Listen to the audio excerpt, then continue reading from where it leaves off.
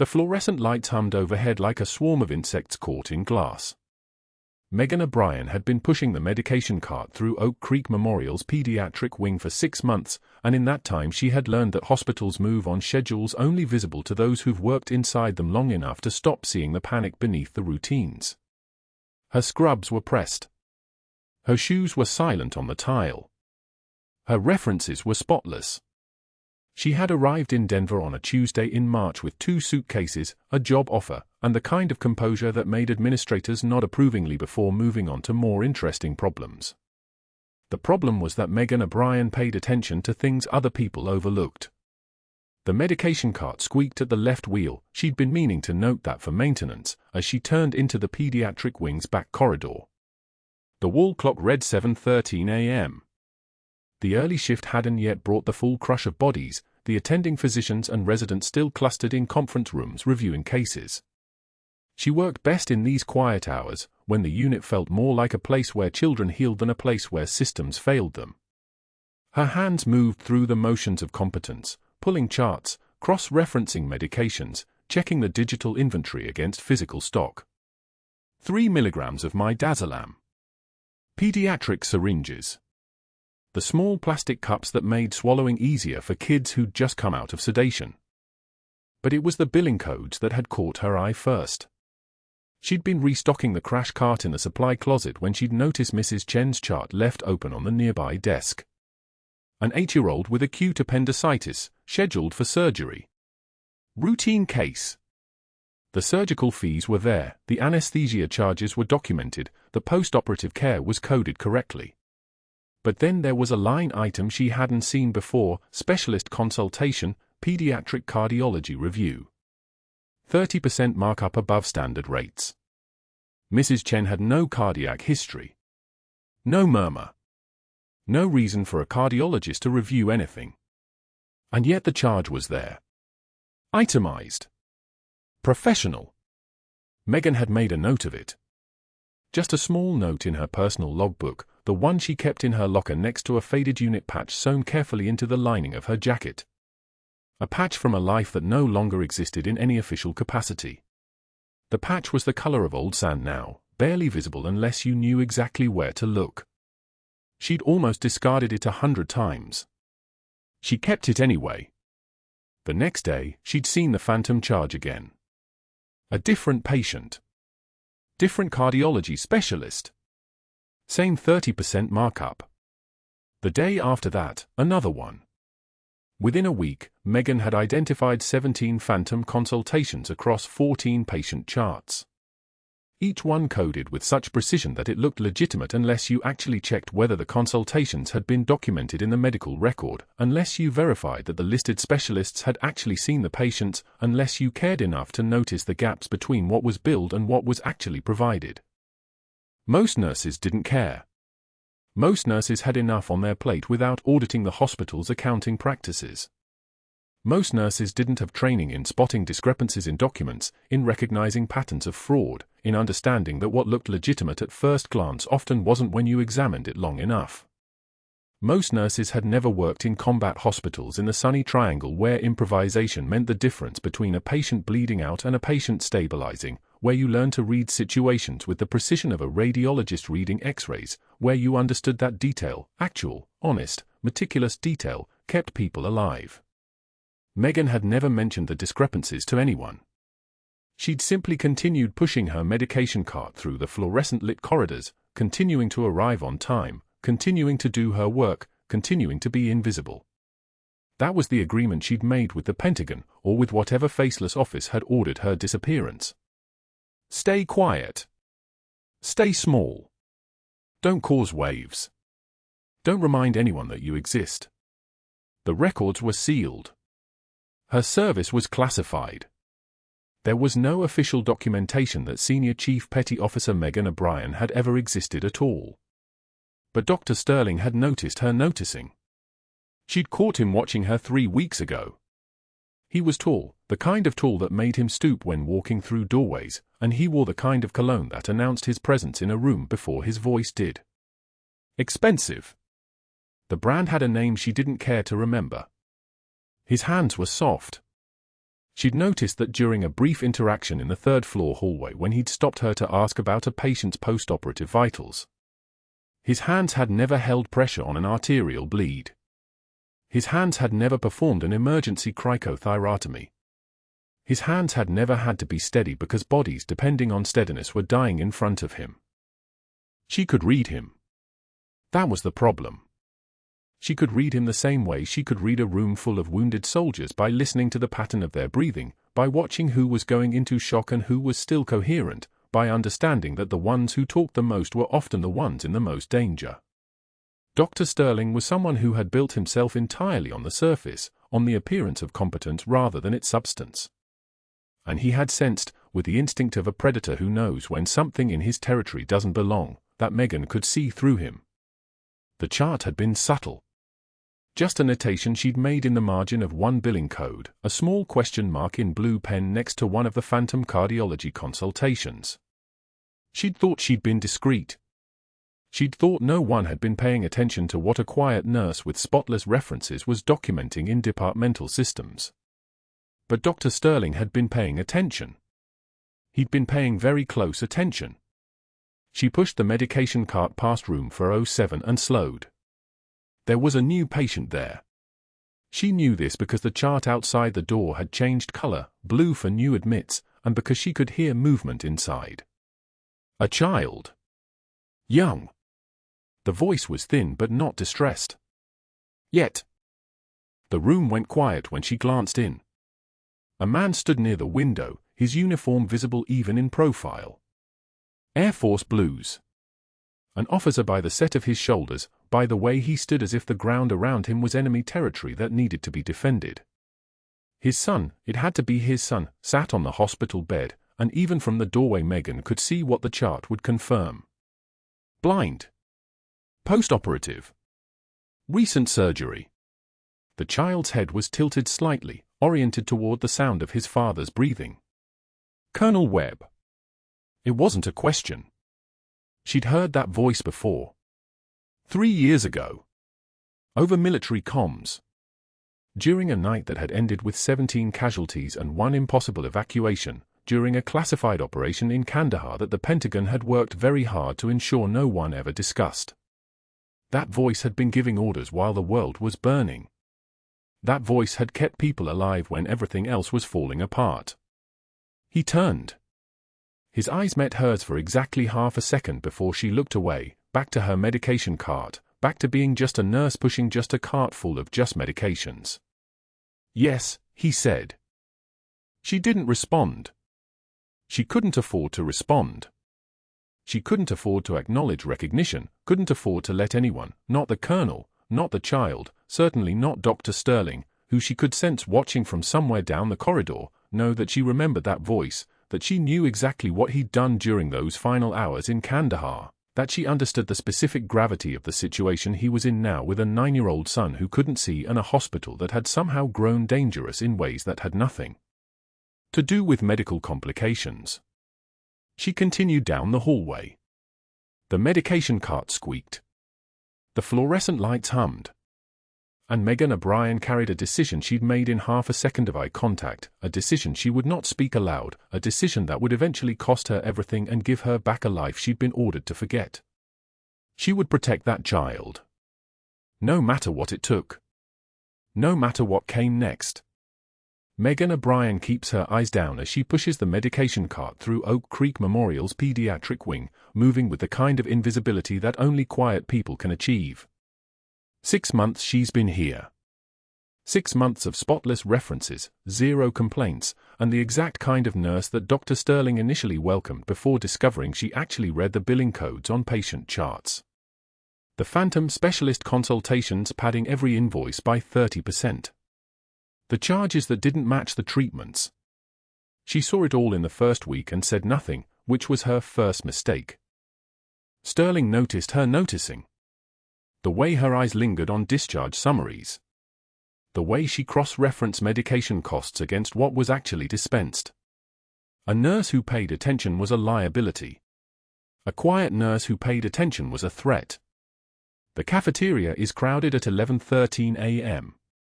Attending physicians cluster near the windows, coffee in hand, talking about the Broncos game and the new trauma protocols. Megan sits alone at a corner table, her tray holding a sandwich, applesauce, and the kind of composure that comes from having survived things most people can't imagine. She doesn't notice Sterling approaching until her lunch tray is airborne. It happens fast. His hand connects with the edge of the plate and sends it clattering to the tile floor. Food scatters like shrapnel. Applesauce paints the white floor in spreading stains. Rubber gloves snap as 3 residents turn to stare. Butterfingers, Sterling says, his voice carrying the kind of arrogance that only comes from knowing the hospital board has your back. His brother-in-law sits on the oversight committee. His father-in-law donated the new cardiac wing. He is untouchable here. The room doesn't go silent.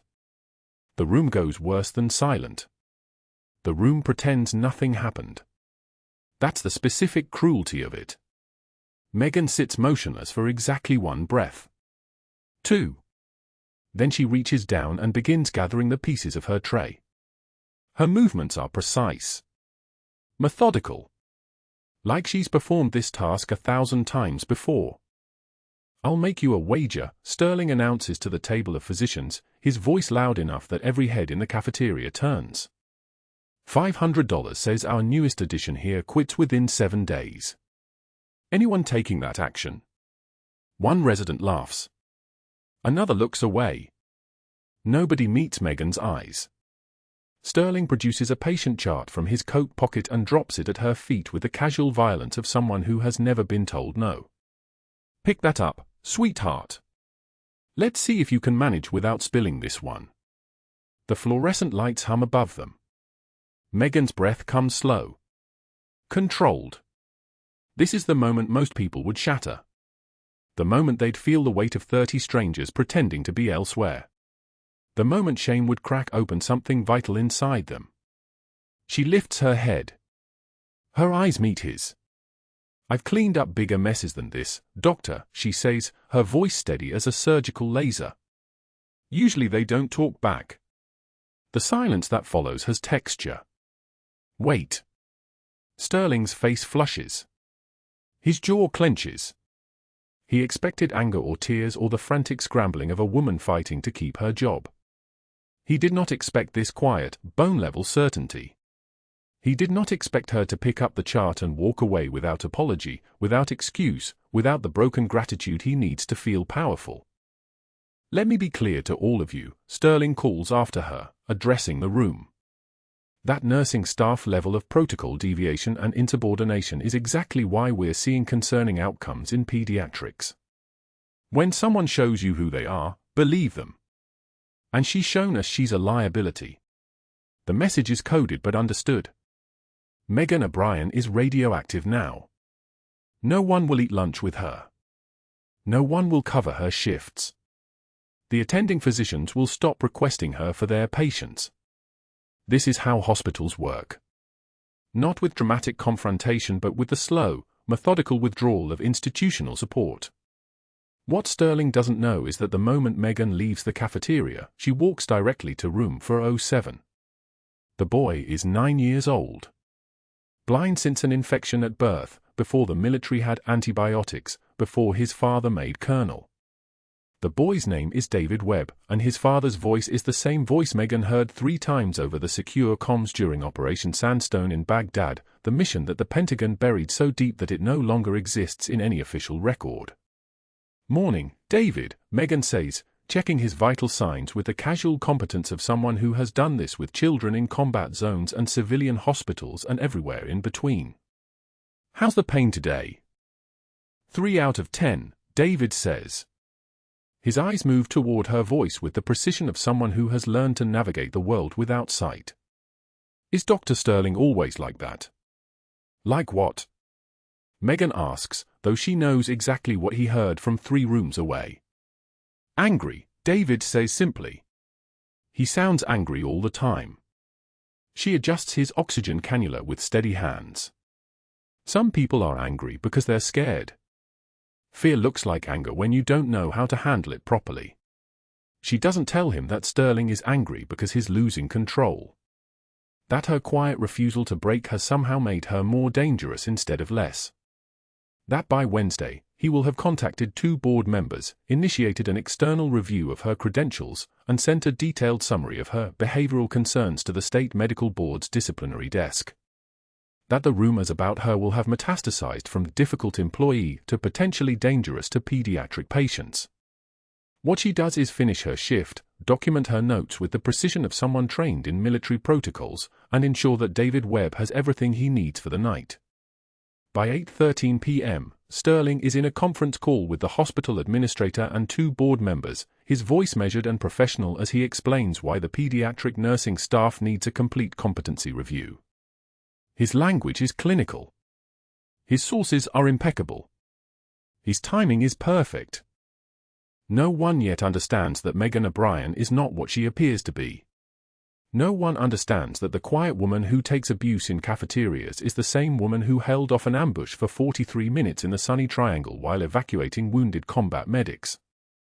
No one knows about the Navy Cross, locked in a safe deposit box under a name that no longer exists in any military database.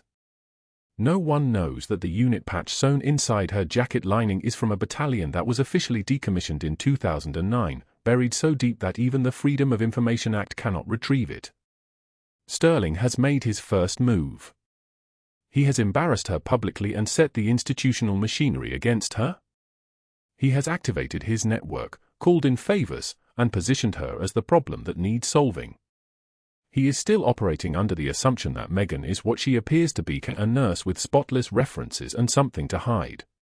What he doesn't understand yet is that everyone has something to hide. It's just a matter of what kind of hiding, and what kind of something. And the things Megan is hiding are not the kinds of things that human resources can contain. The thing approaching on the horizon is not paperwork or disciplinary hearings. The thing approaching is the moment when David Webb's post-surgical complication begins to develop, when the pressure in his chest begins to build, when every trained physician in Oak Creek Memorial suddenly becomes unavailable or incompetent. The thing approaching arrives at 2:22 a.m., and when it does, everything Sterling has constructed will take exactly 47 seconds to collapse. Tuesday morning arrived without warning. The kind of morning that doesn't announce itself, just settles into the walls of Oak Creek Memorial like weather nobody ordered. Megan was restocking the pediatric medication cart when the monitor in room 407 began its subtle acceleration, a rhythm change so small most people would miss it.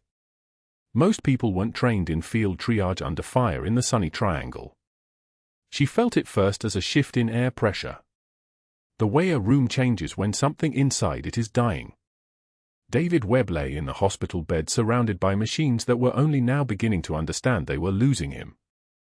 48 hours post-surgery, his small chest rising and falling with mechanical precision, his blind eyes moving behind closed lids as his body screamed warnings his young mind couldn't yet process. Cardiac tamponade. Fluid pressing around his heart like a hand closing into a fist. The surgical team had missed it during rounds. Or perhaps they'd seen it and chosen to be elsewhere when the pressure became critical. Megan's phone buzzed. A text from Dr. Sterling to all attending physicians, Webb case flagged as liability risk. Recommend minimal intervention protocol. Do not engage. The message had been sent at 2:14 a.m. By 2:22 a.m., when David's oxygen saturation began its fall, every surgeon with privileges at Oak Creek Memorial suddenly had urgent business in other departments. The attending cardiologist was in Denver General consulting on a routine valve replacement.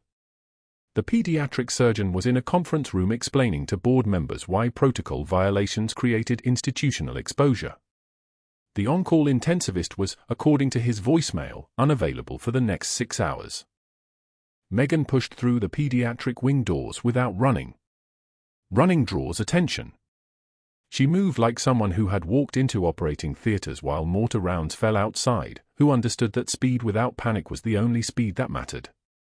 The machine beside David's bed was screaming now. BP 62/38 and falling. Heart rate 156. The kind of numbers that made younger nurses freeze. Room 407 was exactly where she expected it to be. David's small face had taken on the grey-white tone of shock. His breath came shallow, desperate, the way lungs behave when the heart can't pump blood through them anymore. The fluid around his heart was compressing the chambers, strangling them closed. Every beat was becoming weaker. Every second his oxygen saturation dropped further. 68, 64, 61. The monitor displayed his slow descent into cardiac arrest like a countdown nobody wanted to watch. "Hey, buddy," Megan said, her voice dropping into the register she hadn't used in 6 years. The register that had commanded 19 soldiers during a mass casualty event in Fallujah. "I need you to keep breathing for me. Can you do that?" David nodded, though his lungs were already failing. Megan's hands moved on their own. Combat flashback, muscle memory, whatever the clinicians called it. She called it knowing what needed to happen and making it happen. Her hands had held pressure on a sucking chest wound in a farmhouse 40 kilometers east of Baghdad while an army medic ran for supplies that wouldn't arrive in time. Her hands had performed emergency needle decompression on a Marine with a collapsed lung in a supply convoy that was pinned down for 18 minutes. Her hands remembered the weight of choice between doing something outside protocol and watching someone die. She gathered what she needed. 18-gauge needle. Sterile field. One practiced breath. No hesitation. "This is going to feel like pressure," she told David. "Not pain. Pressure. And then you're going to breathe easier." The needle went in at the fourth intercostal space, right of the midline, angled toward the left shoulder. The approach taught in field hospitals and forgotten in most civilian emergency rooms. She felt the resistance shift when the needle penetrated the pericardium, that thin membrane that held the heart. The hiss of air escaping as fluid rushed out, pressure releasing like someone unclenching a fist. Color began returning to David's face. Oxygen saturation, 61. 67, 72. 78, 84. 89, 94. Stable. Heart rate dropped from 156 to 118 to 102. The monitor settled into something close to a rhythm. David's eyes opened, still sightless but aware again. Aware of air filling his lungs. Aware of his heart beating without the weight pressing down on it. "You're okay," Megan whispered, and she meant it in a way that transcended the medical. She meant it the way a soldier means it when they've brought someone back from the edge. Through the window of room 407, Dr. Sterling watched the entire thing. His phone was already in his hand before David's oxygen saturation hit 90. He was dialing while her hands were still steady, while she was still connecting the drainage catheter, while her voice was still operating in that floorboard deep register that belonged to someone who had saved lives in conditions that made sterile hospital rooms look like 5-star hotels. His call connected as she was documenting. "State Medical Board?" "Yes. I'm calling to report a nurse performing advanced cardiac procedures outside her scope of practice. An emergency pericardiocentesis. Unauthorized.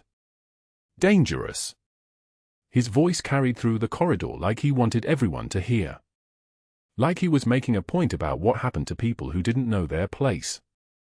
"Name's O'Brien. Works the pediatric wing at Oak Creek Memorial in Denver. You'll want to move fast on this one." He hung up before anyone could ask questions. Megan heard every word. She kept her hand steady. She kept her voice level. She did not flinch. She did not let the tremor that wasn't fear, the tremor that was something else entirely, something coiled and dangerous and restrained, show anywhere on her face. She finished documenting David's vitals with the same precision she would have used if Sterling wasn't standing in the hallway making phone calls designed to end her employment, destroy her references, and ensure that no hospital in a 3-state radius would ever hire her again. But what he didn't understand was that Megan O'Brien technically didn't exist in any civilian database. She had no employment history before 6 months ago because the Pentagon had erased the previous 31 years. She had no references because classified operations didn't generate references. She had no medical license under her real name because there was no real name, not anymore. She was a ghost who had learned to push medication carts and sign time sheets and disappear into the architecture of ordinary life. She was also a senior chief petty officer in the United States Navy, honorably discharged into non-existence, trained in emergency medicine in conditions that made this fluorescent-lit pediatric room look like a sanctuary. And she had just saved Colonel Marcus Webb's 9-year-old son from dying of cardiac tamponade 48 hours after surgery, using a procedure that every hospital protocol in America said she wasn't qualified to perform and every combat medic who'd ever trained in a field hospital knew was the only thing that mattered. The silence that followed was the kind of silence that happens when someone has crossed a line they can't uncross. When someone has revealed something about themselves that changes the mathematics of who they are and what people assume they were. David's small hand reached out and found hers. Her small hand found hers and held it. That moment stretched, just long enough for Megan to understand what she had done, what it meant, what would come next. She had crossed a line that could not be uncrossed. She had saved Colonel Marcus Webb's son using techniques that belonged to a woman who no longer officially existed.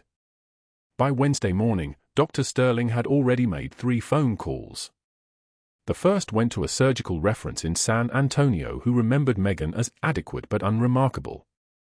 The second reached a trauma coordinator in Seattle who hesitated just long enough before confirming dates of employment.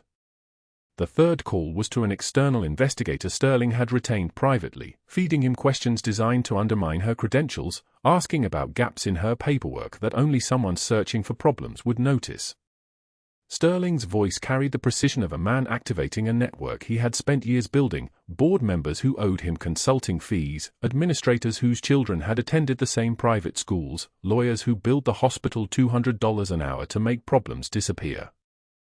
"I want documentation," Sterling said into his phone at 8:56 a.m., standing in the pathology corridor where no one could hear. "Anything that suggests she acted outside protocol. Any deviation from standing orders. Build it." He was not shouting. Competent men never shouted. Competent men simply applied pressure at precise points until things fractured. By that afternoon, the hospital's legal department had begun compiling a file. By Thursday morning, the file had grown thick with selective incident reports, rewritten nursing notes, and a fabricated account of the pericardiocentesis marked as unauthorized invasive procedure, scope violation. The administrator scheduled a performance review. Not a meeting. A review. The language mattered. A review meant the outcome was already determined. Megan knew it when she saw the email marked urgent. She read it in the waiting room outside pediatrics, standing in a space that smelled of antiseptic and the faint sweetness of children's vitamins. She did not need to read between the lines. She had served 12 years in places where orders came in precise language that left no room for interpretation.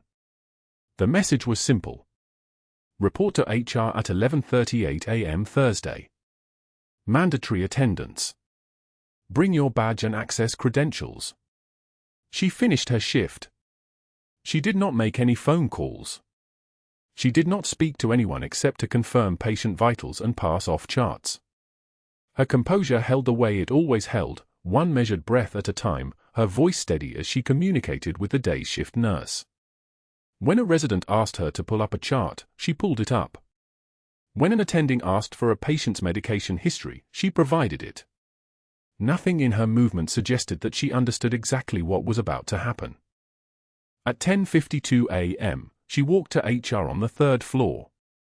The office was small and windowless, the kind of room designed so that the conversation happening inside could not be observed from the hallway. 3 people sat waiting. The administrator. A legal representative whose name she did not catch. And Sterling himself, who had positioned himself near the corner with his arms crossed, his expression arranged into something that resembled concern but which Megan recognized immediately as satisfaction. "Ms. O'Brien." The administrator gestured to the chair. "Please sit." She sat. What followed was not a conversation. It was a performance. The administrator read from the file with the cadence of someone who had done this before. Unauthorized medical procedures. Violations of protocol. Failure to defer to attending physicians. Insubordination. The words stacked like bricks, each one a predetermined brick in a predetermined wall. Megan listened without interrupting. She understood that interruption would only extend the process, would only give Sterling more time to speak, more opportunities to layer detail onto fabrication. When the administrator finished, there was a pause. Sterling filled it. "You placed a patient at risk," he said. His voice carried the weight of genuine concern, the kind that sounded almost paternal. That kind of behavior cannot be tolerated in a teaching hospital. Megan looked at him. Just for one moment. Just long enough for him to see that she understood exactly what this was. Then she looked back at the administrator. "I understand," she said. "Your employment is terminated, effective immediately," the administrator continued. "You are to surrender your badge, your access credentials, and your parking pass. Security will escort you to your locker and then from the building. This decision is final and not subject to appeal under the hospital's standard protocols." He slid a document across the desk. "Your severance agreement. You'll need to sign." She signed it. Her hand was steady. The pen did not shake. She had learned long ago that control was the only currency that mattered in moments like this. Control was how you walked out with your head up. Control was what Sterling could not take from her because it had nothing to do with him. Security arrived at 11:18 a.m., a young man named Garrett who she had spoken to only twice before, who had always nodded politely when she passed the desk. He did not meet her eyes as he walked her through the pediatric wing. She understood. He understood. They all understood that this was about something larger than what the file suggested. Her locker was in the break room on the second floor. She opened it and removed four things. A cracked coffee mug with a faded Army hospital logo from Fort Bragg, the last gift a medic named Torres had given her before his second deployment. A dying succulent in a small pot, green fading to brown, that David Webb's nurse had placed on the shelf 2 weeks ago. A photograph in a metal frame showing 12 people in desert fatigue standing in front of a dust-covered Black Hawk, all of them grinning at the camera the way people grin when they believe they will live forever. 5 of them had not made it out of Kandahar. And the jacket that hung on the lowest hook, the one that no one in Denver had ever asked about. Inside its lining, sewn with precise stitches, was the faded unit patch from the 160th Saw Night Stalkers, proof that she had existed, that she had belonged to something, that she had been more than a nurse in a hospital billing department. Garrett placed everything into a cardboard box that smelled like old paper and resignation. He did not speak. Neither did she. He walked her to the main entrance and held the door. Friday evening found her standing at a bus stop on the corner of South Colorado Boulevard and Mississippi Avenue, the rain coming down hard enough that the pavement looked like it was bleeding. The box sat at her feet, waterlogged cardboard beginning to soften. The mug had survived. The plant would not. The photograph still showed those 12 people grinning into a camera that belonged to a different world. She was counting the cash in her wallet, $387, enough for 2 weeks in a motel if she was careful, when she felt the weight of it all. Not the rain.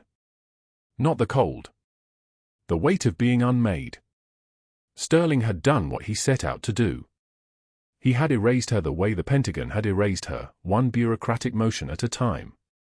The classified operation in Kandahar, the one that went catastrophically wrong when intelligence failed and 17 soldiers walked into an ambush, that operation had been buried by the Pentagon to avoid a diplomatic incident.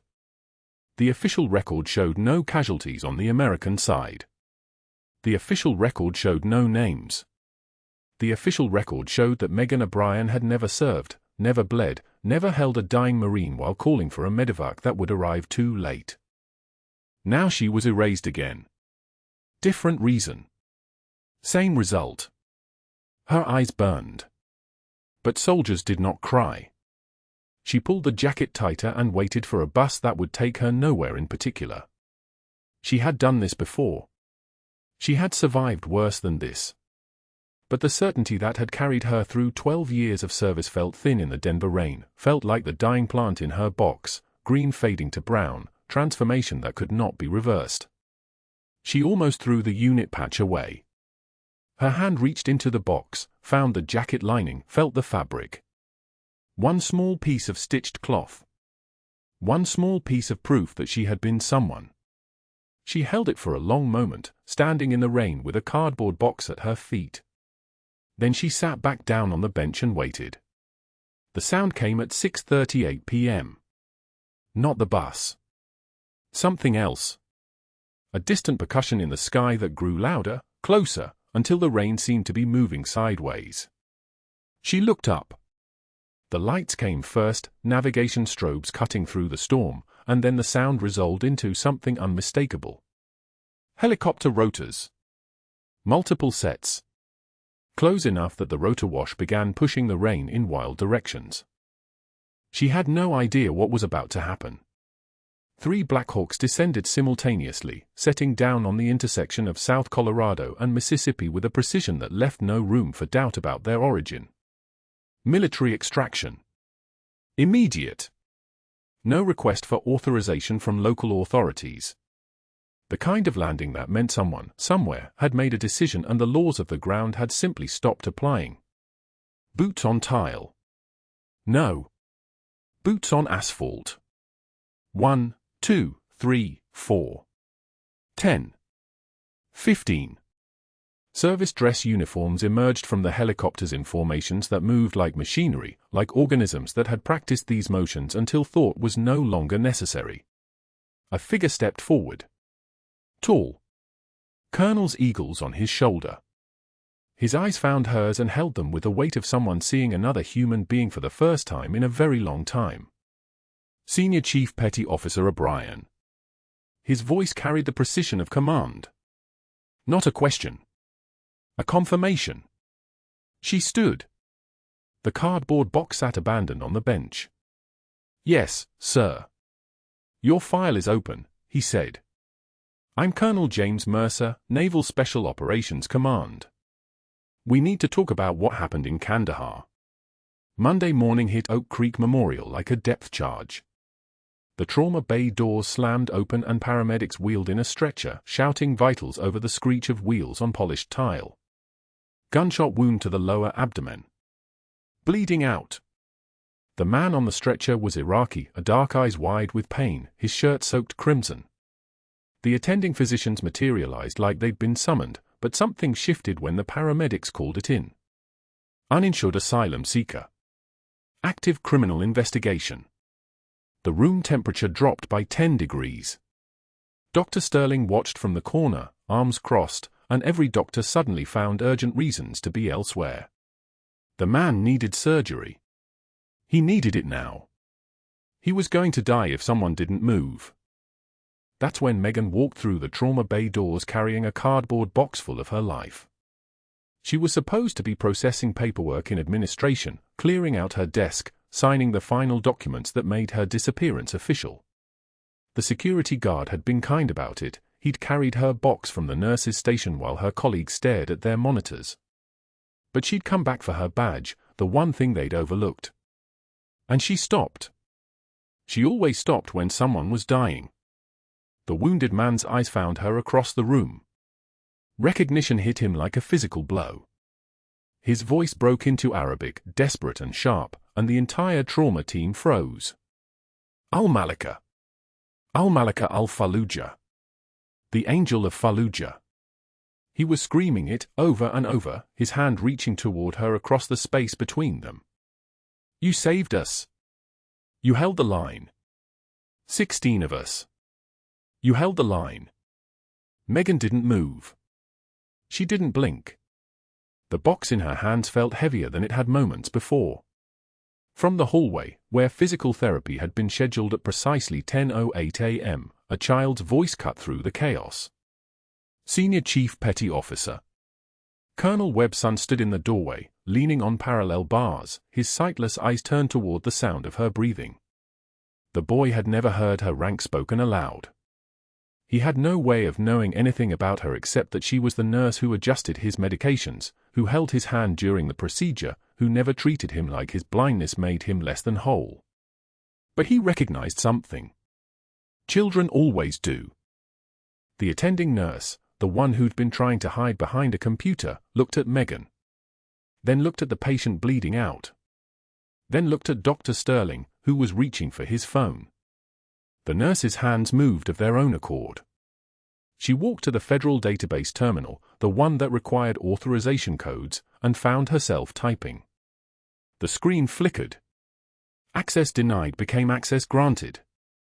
Her finger trembled over the touchpad as medical records appeared that shouldn't exist, files marked declassified only 6 days prior. Navy Cross, the nurse read aloud, her voice climbing an octave with each word. 2 bronze stars with Valor. Purple Heart.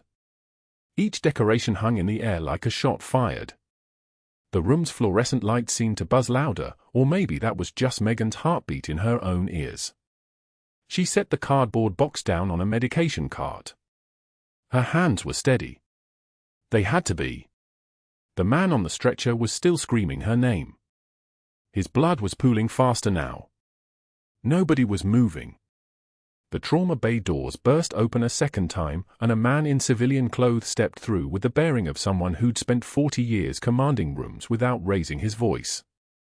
He wore a navy dress uniform under his jacket, dress blues with ribbons stacked like currency.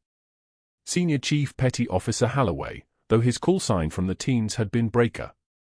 He'd flown in from San Diego the moment the declassification went live.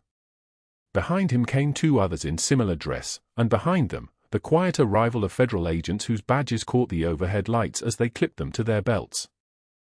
"That is my medic," Holloway said. Not loud. Not angry. Just a statement of fact delivered with the weight of 22 combat deployments.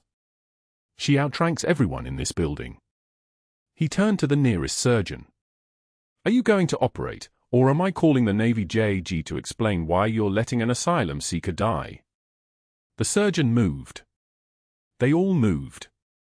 Megan stepped into the trauma bay with a pair of surgical gloves, and her hands remembered every field hospital, every IED wound, every moment in Fallujah when 16 soldiers were bleeding out and she was the only one standing. Pericardiocentesis kit. 18-gauge needle. Get him on the table. Move now, move now. It wasn't a request. It was a command delivered in a voice that sounded nothing like the quiet nurse they'd fired 3 days ago. It sounded like someone who'd held lives together with improvised supplies and pure will. The surgical team scattered like water around a stone. Within 90 seconds, the Iraqi man was on the operating table and Megan was scrubbed. Within 7 minutes, the bleeding was controlled and his vitals were climbing. Within 15, the room had stabilized into the controlled chaos of emergency surgery, and Holloway was standing at the observation window with 2 FBI agents and the hospital's CEO, who looked like he might vomit. Dr. Sterling was still holding his phone. His face had gone the color of old concrete. Holloway turned to face him. "Dr. Sterling, my understanding is you terminated this officer's employment on fabricated charges, attempted to prevent her from providing medical care that saved a child's life, and filed a false report with the state medical board." Holloway's voice was still level, conversational even, but every word landed like a hammer strike. The mission she participated in, Operation Clearwater, Kandahar Province, 2016, was classified until 72 hours ago due to diplomatic sensitivity. The intelligence she gathered prevented 3 coordinated attacks that would have killed approximately 437 Allied personnel. She's the reason 43 of my sailors came home. And you tried to erase her. Sterling's mouth opened. Nothing came out. His phone was still in his hand, his fingers locked around it like it was the only thing keeping him standing. One of the FBI agents stepped forward. His name was Martinez, and he'd been reviewing hospital billing codes for the past week. "Dr. Sterling, we're going to need you to come with us. Your employment files indicate you've been submitting phantom specialist consultations on patient invoices, inflating billing by approximately 30%. That's fraud. Federal fraud. The amount involved exceeds $217,000. Martinez's voice was pleasant. "You have the right to remain silent." Sterling's face went from concrete gray to a deep, mottled red. "This is insane. That woman has no credentials. She can't just walk back in here and perform procedures. She's nobody. She's a..." A senior chief petty officer with 43 commendations and a Navy Cross, Holloway interrupted. You want to try that again? Sterling opened his mouth. Closed it. His hands were shaking now, genuine tremors, not restraint.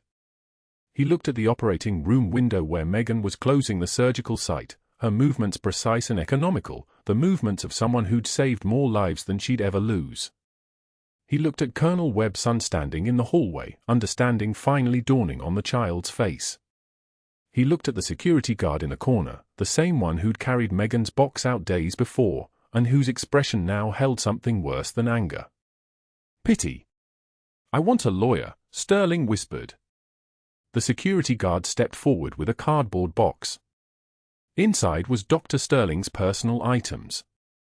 The framed degrees from Johns Hopkins. The expensive watch he wore on Tuesdays. The photo of him standing with the hospital board at the annual fundraiser. I believe you know the way out, sir.